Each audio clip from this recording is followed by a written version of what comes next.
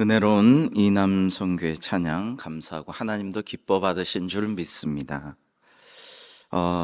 여러분 의료 대란이 지금 심각한데 이 의료 대란이 나면서부터 간절히 기도한 거는 뭐예요? 우리 교회 환우들 절대로 이걸로 인해서 큰 고통 안 당했으면 해서 의료 대란이 시작할 때부터 간절히 기도를 했는데 우리 이광일 원로장로님께서 지난주에 못 나오셨잖아요. 그래서 3부 예배 마치자마자 윤민숙 권사님도 안부에서 전화를 했는데 하필 이 시기에 코로나가 걸리셨어요. 근데 이게 폐렴이 와가지고 중환자실까지 가 계십니다. 근데 전화를 했더니 이제 윤 권사님하고 통화를 했는데 이 의료 대란 때문에 고통스럽고 불편하지 않으신 점은 없냐 그랬더니 그런 게 있다는 거예요. 힘들다, 굉장히 어렵다. 그래서 우리가 더 간절히 기도하겠습니다.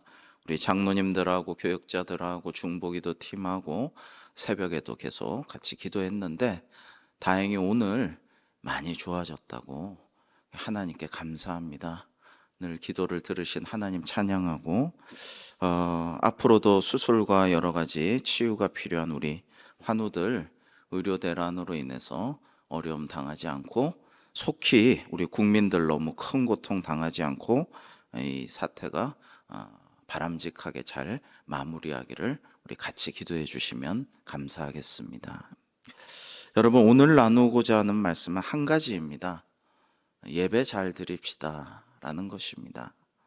진짜 예배, 살아있는 예배, 하나님을 꼭 만나고 돌아가는 예배 드리십시다 라는 그런 말씀을 전하고자 합니다. 여러분, 예배는요 한마디로 우리 인생의 마스터키다라고 할 수 있습니다. 가끔 그런 일이 일어나죠. 어디 여관, 호텔, 모텔 외부에 갔을 때 깜빡 키를 두고 꽂아놓고 어떻게 실수를 했을 때 호텔 직원이 와서 그냥 마스터키 하나면은 어느 객실이든지 다 열어주고 해결을 해주죠. 그 마스터키라는 게 있지 않습니까? 만능 열쇠. 참 이게 우리나라 말을 써야지 안 써도 될 외래어는 안 쓰면 좋겠는데, 저는 그렇게 어릴 때부터 소신이었는데 요즘에는 그냥 외래어도 그냥 하도 잘 쓰다 보니까 저도 그냥 쓰게 되는 것 같아요. 아름다운 우리말을 사랑해야 되는데 만능 열쇠가 있잖아요. 하나님께 드리는 올바른 예배가 우리 인생의 만능 열쇠가 될 줄로 믿습니다. 여러분, 예배만 살아나고 예배로 은혜 받고 예배에서 위로받고 새 힘 얻고 예배에서 모든 문제의 해결책을 찾을 때에 하나님께서 우리의 삶을 가장 좋은 길로 바르게 인도하시고 축복하실 줄로 믿습니다. 그런 은혜가 충만한 우리 대관계 모든 성도님들 다 되시고 가정 되시기를 주님의 이름으로 축복합니다. 예배하기 위해 매주일 주님 제단 앞에 나올 때 나는 어떤 마음과 자세로 오늘 주님 제단 앞에 나왔는가? 나는 정말 제대로 된 예배, 하나님을 꼭 만나고 돌아가는 예배, 하나님의 부르심에 초청받아서 내가 거기에 응답해서 나왔사오니 하나님 만나 주시고 은혜 주시고 복 주시고 새 힘 주시고 해결책도 주시고 인도하여 주옵소서. 이런 간절하게 사모하는 마음으로 또 주님 은혜 주실 줄 믿는 믿음으로 나왔는가? 그게 아니면 매주 예배에 참석하고 주일 성수한다고 생각했지만 사실은 성전 마당만, 성전 뜰만 밟고 돌아가는 것은 아닌가라는 것을 우리가 좀 진지하게 생각해 보아야겠습니다. 여러분, 이런 핵심적이고 궁극적이고 본질적인 문제를 늘 우리가 생각하고 자기를 점검하면서 살아가야 좋습니다. 저는 늘 제가 주례한 가정마다 정말 은혜롭고 행복한 가정이 되고 대대손손 복을 받고 정말 하나님의 놀라우신 영광을 드러내고 천대까지 자손이 잘 되는 그런 가정 되기를 간절히 기도하고 있는데요. 작년에 부탁을 받아가지고 시기를 조율을 많이 하고 그러더라고요. 그래가지고 얼마 후에 공휴일에 국제결혼 주례를 하게 되었는데 우리 교인은 아닙니다. 그런데 처음으로 이제 우리 장로님 권사님의 따님과 외국인의 이제 주례를 맡게 되는데 처음으로 외국인의 결혼 주례를 맡게 되어서 설레고 기도하며 잘 준비해야겠다 이런 생각을 합니다. 그 신랑 측이 외국인이기 때문에 제가 미리 그거 준비하셔야 됩니다 했어요. 제가 주례 이렇게 하면은 모든 예식에 있어서 영어 통역 마련해 가지고 영어로 다 이렇게 또 한 번 더 해야 됩니다. 그래야 이제 외국에서 온 가족들이 뭐 미국 영국인은 아니지만 통영어니까 알아듣고 은혜 받도록 그렇게 준비해 주세요라고 해서 그러기로 했습니다. 결혼식 장소는 예식장이 굉장히 잘 가꿔진 아름다운 정원으로 유명한 호텔에서 할 예정인데 여러분이 공휴일에 하게 되는 게 참 의미가 있다라는 생각도 좀 했어요.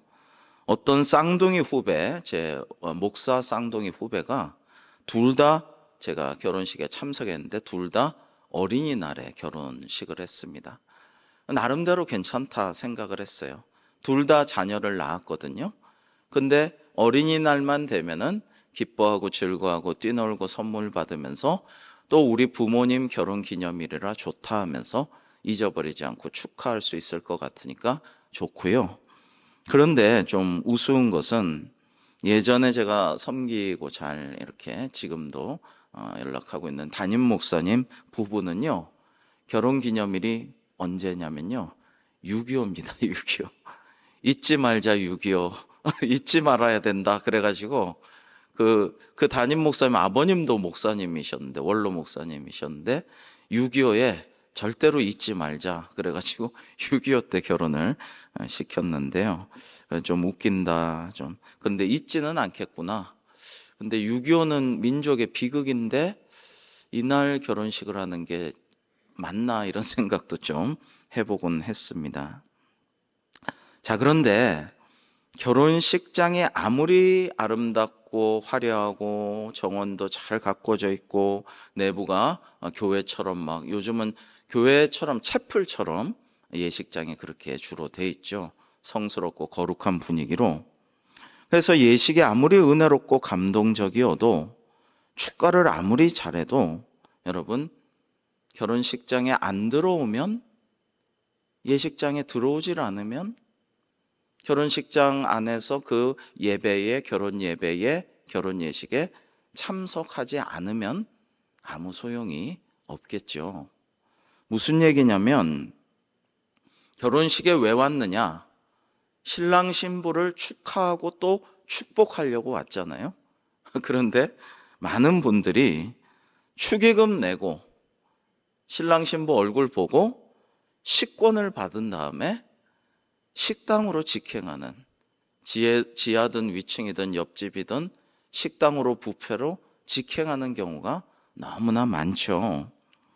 물론 이유가 있겠죠. 바쁜 일이 있거나 토요일 날 다른 결혼식에 가봐야 될 수도 있고 뭐 저 집 부모가 우리 집 아들 딸 축의금 냈으니 나도 그거 품앗이 쪽으로 내야 된다 생각할 수도 있는데 대부분은 그 결혼식에 참석해서 진짜 축하하고 축복하고 같이 예배를 드리면서 기도하고 이러기보다는 축의금 전달하고 바로 식당으로 직행했다가 이제 그 결혼식 할 동안에 밥 먹는 시간이 되고요. 이제 신랑 신부가 밥 먹고 있으면 와가지고 인사하면 얼굴 한번 보고 가거나 그도 아니면 아예 신랑 신부 얼굴을 전혀 안 보는 경우도 왕왕 있어요. 결혼식장에 예식장 안에도 안 들어가고 그 다음에 또 뭐예요? 식당에서 와서 인사하는 것도 안 기다리고 가버리면 신랑 신부 얼굴을 전혀 만약에 우리가 신부 측이다 그러면은 신랑 얼굴을 전혀 안 보고 상대 얼굴도 전혀 안 보고 누구랑 결혼하는지도 얼굴도 안 보고 가버리는 경우도 있다라는 것입니다. 자, 그런데 생각을 해봤습니다. 신랑 신부는 아마도 축의금보다도 진심으로 축하해 주기를 바랄 것입니다. 이번에 그 결혼식 순서 의논을 하고 또 이후에 2부 순서로 이제 하객들, 특히 가족끼리 따로 모여서, 왜냐하면 외국에서 멀리서 와서 또 이제 갈 거니까 또 인사하고 연주하고 축복의 말씀 여러 가지 순서도 저랑 의논해서 제가 조언을 해 줬는데, 대충 이렇게 해서 신랑 신부의 의견이 제일 중요하니까 외국에 있거든요. 그 가서 요 순서를 한번 가족 축하 시간을 물어봐라 그랬더니 다 좋습니다. 다 좋은데 신랑 신부, 예비 신랑 신부 모두 더 축복하는 시간을 많이 줬으면 좋겠습니다. 가족과 하객 대표 한두 분 이렇게 하는 게 아니라 다들 축복해 주는 말 한마디씩 해주면 참 좋겠다. 이게 신랑 신부의 마음인 거예요. 축의금을 받는 거는 둘째고, 우리 결혼을 진짜 축하해 주고 축복의 말씀 한 말씀씩 해주는 게 제일 바라고 가장 중요한 순서고, 그것이 의미 있다라고 생각하는 것입니다. 그래서 아마 급히 축의금만 내고 밥만 먹고 돌아가는 하객에게 신랑 신부는 이런 마음을 가지고 이렇게 물어볼 수도 있겠다 싶습니다. 아니, 오늘 결혼식 왜 오셨습니까? 저희 보러 오신 거 아닌가요? 저희 결혼식 봐주시고 축하해 주시고 축복해 주시고 그러려고 오신 거 아닌가요? 그런데 저희 얼굴도 안 보고 그냥 가시깁니까? 라는 이야기를 할 수도 있겠다라는 생각을 합니다. 여러분, 이사야서 1장에서 이사야 선지자는 이스라엘 백성에게 참 충격적인 말을 합니다. 그것은 하나님께서 너희 제사를 안 받으신다라는 청천벽력 같은 이야기입니다. 하나님의 선택받은 선민인 이스라엘 백성은 누구보다 경건하고 제사에 목숨 걸고 안식일 뿐 아니라 월삭과 각종 절기들을 생명보다 소중히 여기고 자부심을 갖고 살아온 사람들인데, 놀랍게도 하나님께서는 이런 수많은 제사와 제물을, 그 절기를 안 받으신다라고 합니다. 오늘 본문 말씀 한번 보시면 하나님께서 너희의 무수한 제물이 내게 무엇이 유익하뇨?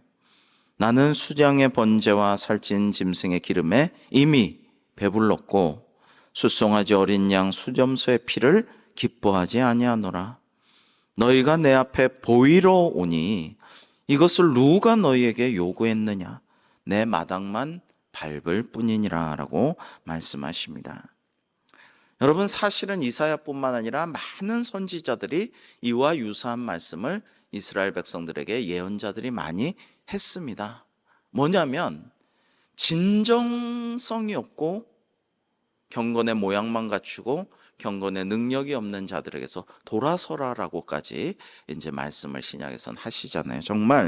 정말 중요한 건 뭐냐면 정말 전심으로 하나님을 만나고 돌아가려는 마음이 있느냐 없느냐, 그것이 없다면, 그리고 말씀대로 준행하고 실천하는 삶을 살아가지 않고 지금 예배를 왔다면 너희의 정말 값지고 비싸고 대단해 보이는 수많은 그런 예물들은 사실은 내게는 소용이 없다라는 말씀이에요.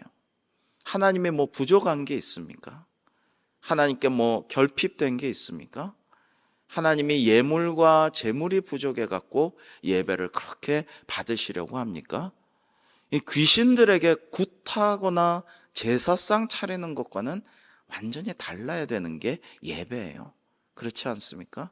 그런데 하나님께서는 배고픈 귀신에게 잿밥 먹이는 그런 것과는 전혀 다르고 우리의 마음과 정성과 진심을 원하는데, 그게 아니고 뜬구름 잡는 마음으로, 딴 생각하는 마음으로 교회에 와서 앉아 있는다고 해서 그게 참 예배냐라는 말씀을 하시는 것입니다. 이 선지자의 말씀을 오늘 우리의 언어로 바꾸면 이런 거죠. 하나님께서 너 지난 주일 어디 갔었느냐? 못 봤는데 라고 하신다는 거예요. 그러면 아이쿠 하나님 무슨 말씀이십니까? 저 지난 주일에 분명 교회 갔었잖아요. 2부 예배 드렸습니다. 늘 앉는 제자리에서 예배 드리고 설교 잘 듣고 찬양 같이 하고 헌금도 드렸습니다. 그런데 무슨 말씀이십니까? 목사님 보셨죠? 저 증인 좀 대주세요. 그래서 제가 하나님 저분 왔습니다. 2부 예배 때 예배 잘 드리던데요. 왜 안 왔다고 하십니까? 라고 할 때에 하나님께서 아니야, 난 못 봤어. 이 목사야, 넌 봤냐? 나는 못 봤는데? 라고 하신다라는 것입니다. 그럼 하나님께서 왜 못 봤다고 하시고 외면하실까요? 성경에 이와 비슷한 이야기들이 많이 나옵니다. 그렇게 얘기를 하시는 거예요, 하나님. 그런 의미로 내가 너희들의 예물을 제사를 기뻐하겠느냐? 꿈도 꾸지 마라. 이런 얘기를 많이 하셔요, 선지자들을 통해서. 왜 그렇습니까? 우리가 진심으로 하나님을 만나려는 마음으로 오지를 않았기 때문에 마치 예식장에는 왔어요. 토요일 날 교통체증을 뚫고 정말 주차도 어렵게 해서 들어왔어요. 그러나 분명히 방명록에 이름도 적어서 내가 온 기록 남기고 축의금도 넣었어요. 밥도 먹었어요. 그러나 정작 결혼 예배, 결혼 예식은 참석을 안 하고 신랑 신부 얼굴도 안 보고 내가 온 기록 흔적일랑 남겨둬야지 하고 다 남겨놨지만 가버렸어요. 그러면 신랑 신부가 사실 좀 섭섭해 하듯이 저분은 나랑 얼굴 마주치고 인사도 좀 받고 축하하는 한 말씀 해주고 웃어주시면 정말 내가 너무 좋았을 텐데 기대했는데 아니 왜 왔다가 얼굴도 안 보고 가셨어요? 라고 하는 것과 마찬가지로 하나님께서는 우리를 전심으로 예배하지 않으면 못 만났다고 하시는 거예요. 목사 눈에 눈도장 찍었다고 출석한 게 아니고 하나님의 마음에 보시기에 우리의 중심을 통찰하시고 우리의 모든 마음을 헤아리시고 우리가 전심으로 예배하는지 아닌지를 다 아시고 보고 계시는 그 하나님을 만나고 가야 된다라고 말씀하신다라는 것입니다. 물론 예배, 성전 예배 나오지 않고 영상 예배도 하지 않는 분보다는 영상 예배 드리고 성전에 모여서 함께 예배 드리는 분이 훨씬 잘하신 것이죠. 태도와 자세도 중요합니다. 우리의 태도와 자세가 바르게 될 때 흐트러지지 않고 믿음 생활도 영적 성장도 이룰 수 있습니다. 태도와 자세가 흐트러지고 하던 것을 늘 하는 것이 무너지면 우리의 마음도 떠나게 되고 무너지게 되죠. 그래서 영상 예배를 교회에 모여서 할 수 없을 때에도 늘 말씀드리지만은 정직하게 신실하게 하나님이 보신다라는 마음으로 의관을 소위 정제하고 잘 앉아서 예배를 잘 드려야 되는데 많은 분들이 믿음이 신실하고 또 정직한 분들이 그런 말씀을 왕왕 해주셨어요. 코로나 때도 그랬고 코로나 이후에도 해주셨어요. 목사님 습관이 돼가지고 영상 예배를 드리긴 드리는데 습관적으로 자꾸만 몸이 이렇게 우리 집에 앉아 있으면 주로 누워 있거든요. 그리고 집에서는 주로 벗고 있거든요. 그리고 집에 있으면은 뭐 이렇게 텔레비 보다가 자거든요. 그러니까 자꾸 영상 예배 드리다가는 평소의 습관대로 옷도 하나하나 좀 벗어 던지게 되고 몸도 점점 기울어져 눕게 되고 누워서 이렇게 보다 보면은 영상 예배 드리다 졸게 되고 자게 되고 그래서 너무 하나님께 죄송해요, 송구해요. 근데 자꾸 그렇게 돼서 아차 이러면 안 되지 이런 생각들을 합니다라는 말씀을 종종 들었어요. 그래서 여러분 모이기를 힘쓰고 교회를 나오는 것도 필요하고 중요하다라는 것이죠. 여러분 유교에서는 신독이라는 걸 중시합니다. 근데 유교에서만이 아니라 모든 종교나 제사나 예배나 이런 데서 이 신독이라는 게 중요한 거예요. 신독이라는 것은 홀로 있을 때 신중하게 조심스럽게 경건하게 남들이 여럿이 있어서 나를 주시하는 때와 마찬가지로 잘해야 되는 걸 신독이라고 합니다. 근데 이제 퇴계 이황 같은 사람들도 매우 중시한 신독, 이 신독을 지키기가 힘들어요. 혼자서 신중하고 독실하게 있기가 힘들어요. 왜냐하면 남들이 안 보니까 좀 편하게 누워 있자. 누워서 예배하다 보면 뭐 졸리면은 잘 수도 있는 거지 뭐. 누가 뭐라 그래? 이런 식으로 하기가 쉽지만은 그렇게 안 하고 의관을 정지하고 꼿꼿이 남들이 보던 안 보던, 아니 사실은 하나님께서 보심으로 더 열심히 예배를 드리는 영상 예배를 할 수 있는 것이 중요한데, 그렇게 하기가 되게 참 힘들다라는 것입니다. 자, 그렇다면 하나님께서 날 진짜 만나고 가야지 성전 마당만 왔다가 성전 뜰만 밟고 이방인처럼 그렇게 서성이다 가면 뭐하냐라고 하시지만, 여러분, 그러면 진짜 하나님을 만나고 가는 예배는 무엇일까? 그것은 이제 요한복음 4장에 나오는 예수님과 사마리아 수가성 여인과의 대화에 나옵니다. 여러분, 오늘은 본문으로 지정해서 읽지도 않았죠. 여러 번 설교했고 여러분 잘 아시는 말씀이죠. 그러나 이 말씀이 정말 중요하고 핵심이기 때문에 우리가 잘 생각하고 되새겨야 하는 말씀입니다. 자, 예수님께서 사마리아 여인을 수가성 여인과 이제 만나가지고 야곱의 우물가에서 만나서 뭘 했냐면 예배에 대한 대화를 하셨습니다. 처음에는 물 좀 달라 하는데, 자, 이제 아이스 브레이킹이죠. 물 좀 달라고 먼저 손 내밀고 부탁할 때 이 여인이, 아니 나는 사마리아 사람인데 더구나 여자이고 왕따가 돼서 남들 없는 시간에 우물 깃는 여자인데 이 유대인 랍비가 왜 나한테 물 달라고 하나, 자기가 떠먹든지 뭐 좀 이러지 왜 말을 거나, 남녀가 유별한데 뭐 이런 생각을 하는 거죠. 그러면서 왜 물 달라고 하십니까 하면서 대화의 물꼬가 트이기 시작합니다. 유대인들은 혼혈인 사마리아인들을 더럽게 여겨서 절대 예루살렘 성전에 못 들어오게 했어요. 그러니까 물어보는 거예요. 예수님께 여쭤보기를, 우리 사마리아인들은 예루살렘 성전에서 예배드리고 싶어요. 다윗의 성전에서 예배드리고 솔로몬 성전에서 예배를 제대로 하고 싶어요. 근데 당신네 유대인들이 정결하고 순수하다고 하면서 혼혈이 된 이방인과 피가 섞인 우리 사마리아인들은 절대 못 들어가게 하잖아요. 더럽다고 부정하다고 하잖아요. 그래서 우리는 할 수 없이 근처에 있는 축복의 산 그리심에 제단을 쌓고 거기서 제사를 드렸어요. 예수님, 저희는 정말 예배를 제대로 드리고 싶지만 당신네 유대인들은 예루살렘 성전에서만 예배 드려야 된다고 합니다. 그러면서 우리들은 더럽다고 못 들어가게 합니다. 어쩔 수 없이 축복의 산 그리심에 단을 쌓고 제사를 드렸습니다. 저희들은 뭐가 옳습니까? 어떻게 해야 됩니까? 이렇게 이렇게 여쭤본 거예요. 그러니까 예배를 참으로 드리고 싶어 하는 귀한 사모하는 마음을 가졌으나 현실적인 차별의 장벽에 놓여 있는 사마리아 여인의 근원적인 참 중요한 물음이죠.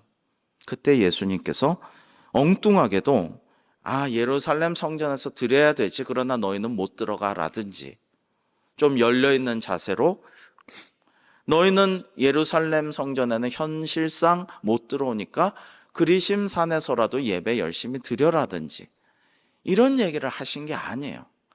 굉장히 동문서답 같은 엉뚱한 대답을 하십니다. 우리 잘 아시는 요한복음 4장 24절을 같이 읽을까요? 시작.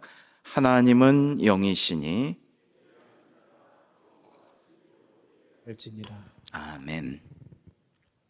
자, 하나님은 영이시다. 이 말씀을 우리가 좀 본문, 성전마당, 성전뜰 이런 것과 연관해서 생각해 보면 무슨 말씀입니까? 하나님은 영이시니까 장소가 중요하지 않다라는 거죠. 그렇죠. 예수님께서 부활하셔서 문이 닫혔어요. 걸어 잠갔어요. 근데 문과 벽을 통과해서 제자들에게 나타나서 보이셨잖아요. 도마야, 이 못자국 만져봐라. 옆구리에 창자국 손가락 넣어봐라. 부활의 몸은, 영적인 몸은 장소, 거기에 구분을 받지 않죠. 구별을 당하지 않죠. 하나님은 영이시라는 거예요. 그래서 장소가 중요한 게 아니다. 그러면 어떻게 해야 되느냐? 예배하는 자가 영과 진리로 예배할지니라고 말씀하셨습니다. 여러분, 가끔 조금씩 달라졌는데 성경이 찬송가도 그렇습니다. 원뜻에 가깝게 번역을 좀 더 잘하면서 바꿨는데요. 이게 이제 옛날 번역이 더 우리에게 마음에 남아있고 더 감동적이고 은혜로울 때가 좀 있어요. 그죠? 야베스에게 기도 같은 거, 요즘은 지역이라고 번역됐지만 예전에 나의 지경을 넓히시고, 그게 좀 더 은혜롭고 멋있잖아요. 옛날에는 뭐라고 했습니까? 이 요한복음 말씀, 신령과 진정으로 예배할지니라. 이게 더 참 근사하고 아름답게 마음에 감동이 됐어요. 신령과 진정으로. 근데 원어의 뜻은 영과 진리로, 영으로 예배하고 진리로서 예배하라. 이게 원어의 뜻입니다. 진심으로 예배하고 영이신 하나님께 맞게 하나님의 말씀이신 진리로, 하나님의 말씀 그 자체로 우리에게 오신 예수 그리스도로 예배하라 라는 말씀인 거죠. 바른 자세와 태도를 말씀드렸지만 그것만으로는 부족합니다. 제가 가끔 말씀드리지만 우리 아동부 어린이들은 떠들고 장난치는 것 같아도 실은 장난치고 떠들고 있는데도 귀는 설교의 예배에 쫑긋 세우고 그거를 감지하고 있다가 나중에 부모님께 친구에게 말하면서 핵심을 통찰해서 그 얘기를 전달하는 것을 여러 번 들었는데, 야, 얘들은 예배를 귀히 여기고 설교를 잘 듣고 있구나, 훌륭하구나. 우리 특히 대광교회 아동부 어린이들은 핸드폰도 안 보고 요즘 예배에 집중한다니까 얼마나 감사하고 미래가 기대가 되는지 몰라요.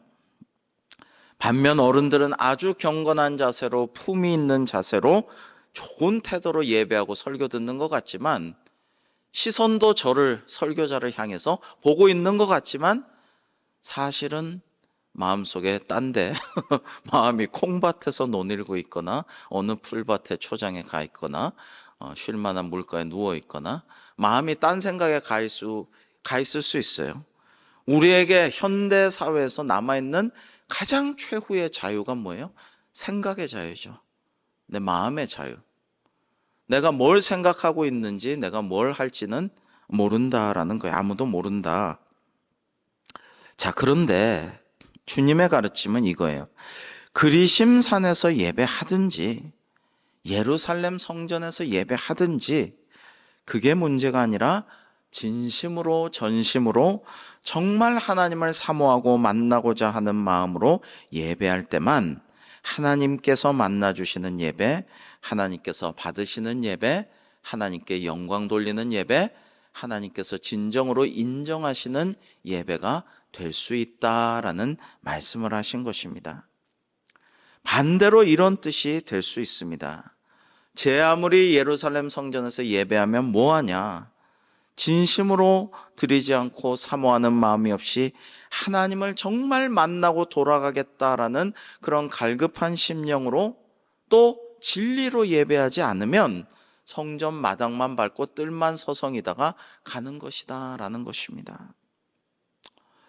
자, 여러분, 한번 오늘 좀 이 말씀을 좀 더 생각해 보면요, 영으로 드린 예배는 영적인 예배, 신령한 예배라는 뜻입니다.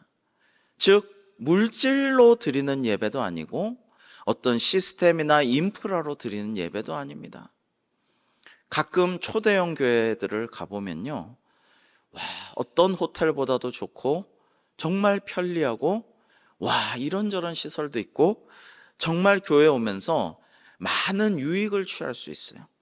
우리 집보다 훨씬 좋은데 카페도 가고 애들도 맡겨놓고 여러 가지 활동도 하고 애들은 농구도 실내에서 하고 탁구도 치고 컴퓨터도 집에서 잘 안 되는 거 여기 와서 프린트도 하고 빠른 고속 그런 것도 이용하고 교제도 많이 합니다. 마음껏 합니다.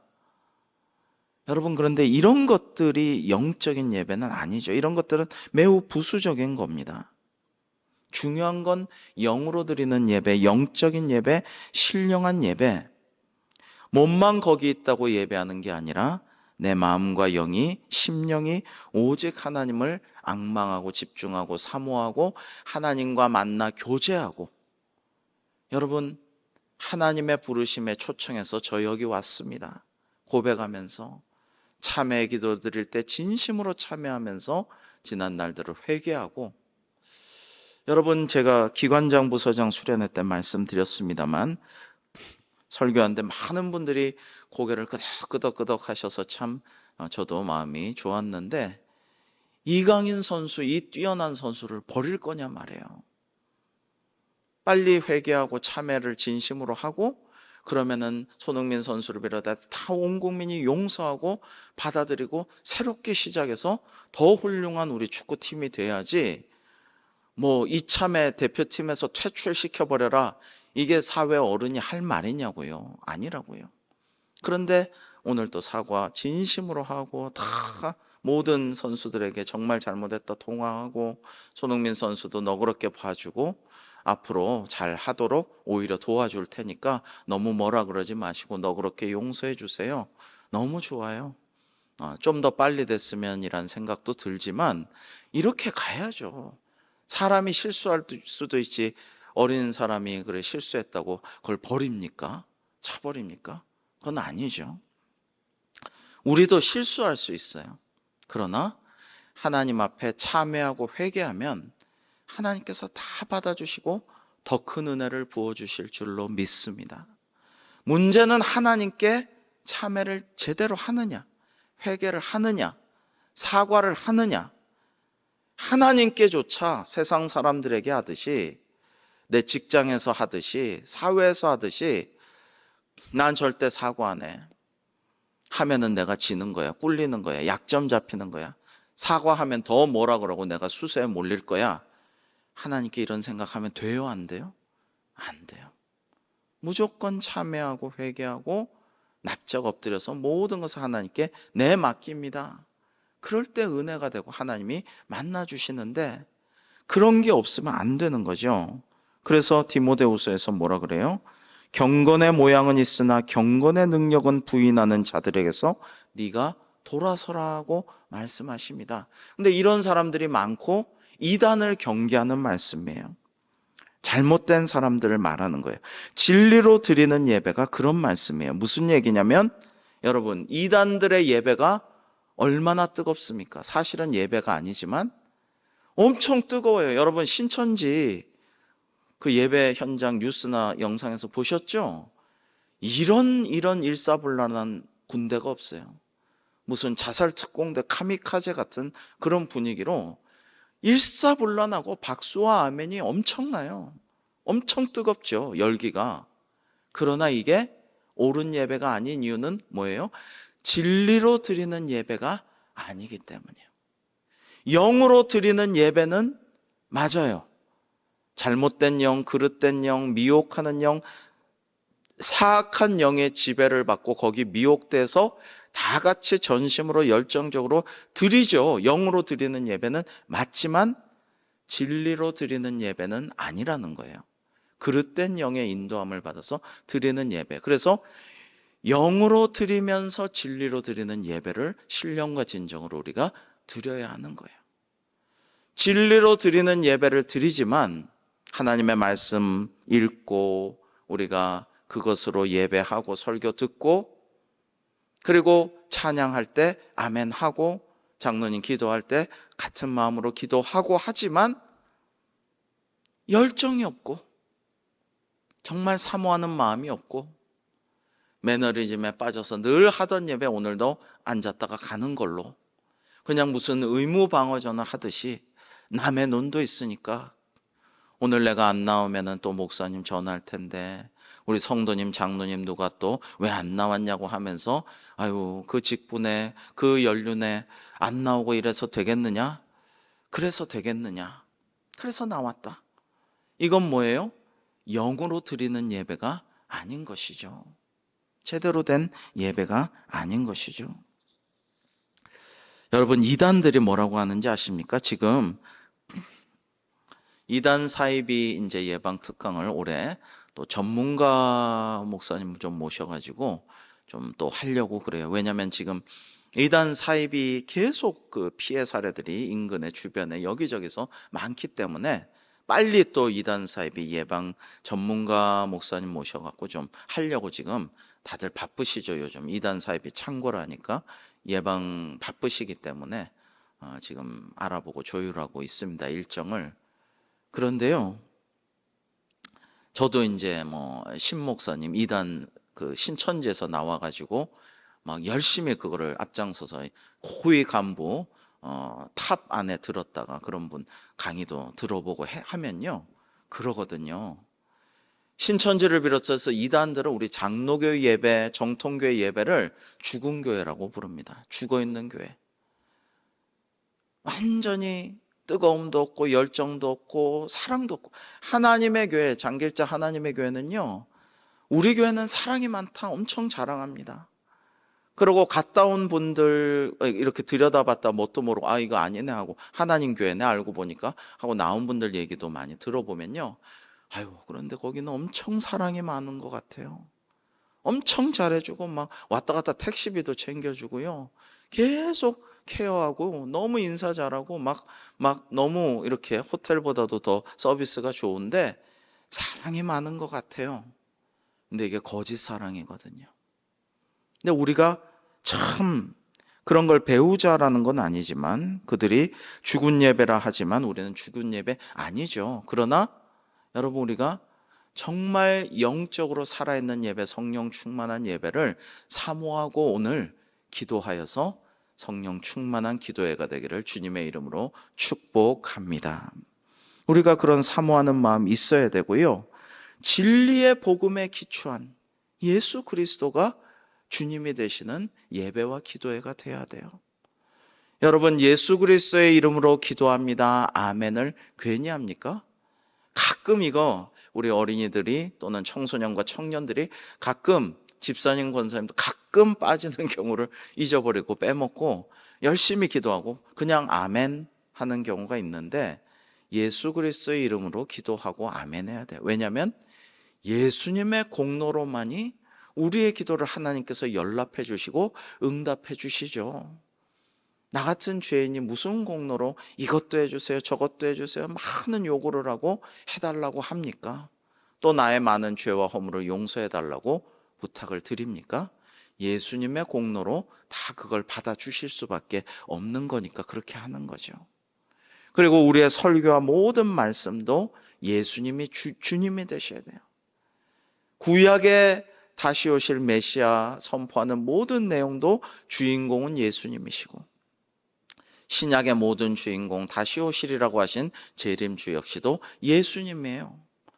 근데 이단 사이비들은, 교주들이 예수님은 진짜 다시 오실 재림주는 아니다, 실패했다, 사실은 인간적으로 잘해보려고 했지만 십자가에서 죽어서 실패했다, 하나님의 뜻과 계획과 섭리를 다 성취하지 못하고 갔다. 그런데 이제 내가 진짜 재림주다, 이런 얘기를 끊임없이 하고요, 놀랍게도 신기하게도 사람들은 거기에 숱하게 미혹됩니다. 언젠가 그 설교 예화를 조금 듣고 좀 웃으면서 좀 얘기했지만, 우리 민간 전래, 신화, 정도령, 계룡산 얘기 막 이런 것들하고 막 섞어가지고 진짜 재림주는 동방에서 오는데 예수님은 조금 와서 좀 이렇게 좀 하다가 가셨고 이걸 완성시킬 사람은 나다.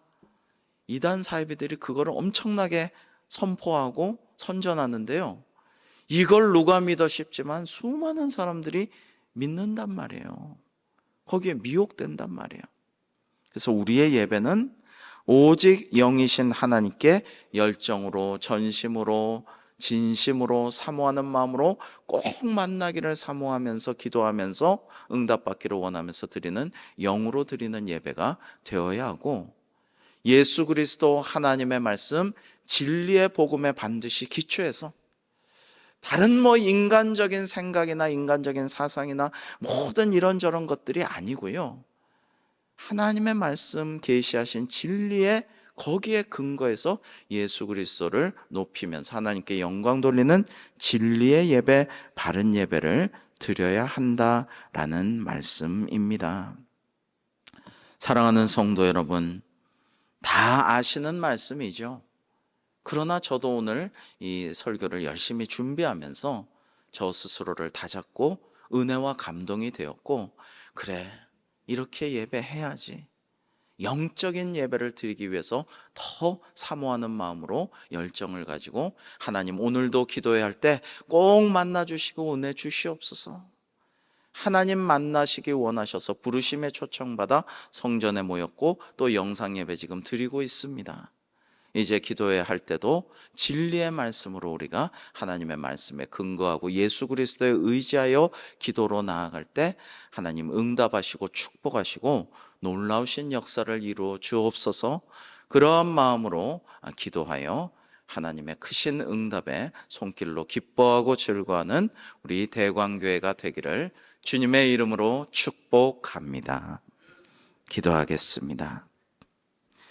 하나님 아버지, 예수 그리스도의 진리에 기초한 예배, 영이신 하나님께 영적으로 온 전심으로 사모하는 마음으로 드리는 예배, 진정성과 정통성이 있는 올바른 복음과 진리에 기초한 예배, 예배의 감격과 기도의 뜨거움과 열정이 살아있는 그러한 시간이 될 수 있도록 저희를 인도하여 주시고 크신 은혜로 역사하여 주시옵소서. 예수님의 이름으로 기도하옵나이다. 아멘.